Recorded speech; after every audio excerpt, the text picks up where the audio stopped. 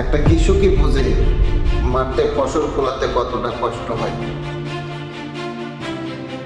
একটা রাজনীতিবিদও জানে, একটা রাজনীতি নেতাও জানে যে মাঠে গ্রাম পর্যায়ে রাজনীতি করতে কতটা কষ্ট হয়।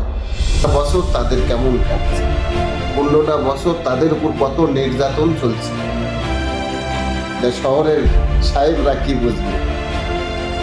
তা আমি বিনোদনভাবে অনুরোধ করব যে আপনারা এসব কাজ থেকে গ্রামের অঞ্চলে যেগুলো ছোট নেতা ছিল, ইউনিয়ন পর্যায়ে, থানা পর্যায়ে, তাদের পক্ষে একটু আপনারা নজর দেন। তারা আপনাদের জন্যে অনেক নির্যাতন, অনেক মামলা হামলা সহ্য করছে। তাই টাকা দিয়ে ফসল কিনে খেলে হবে না ভাই, এই ফসলটা জন্মাতে কতটা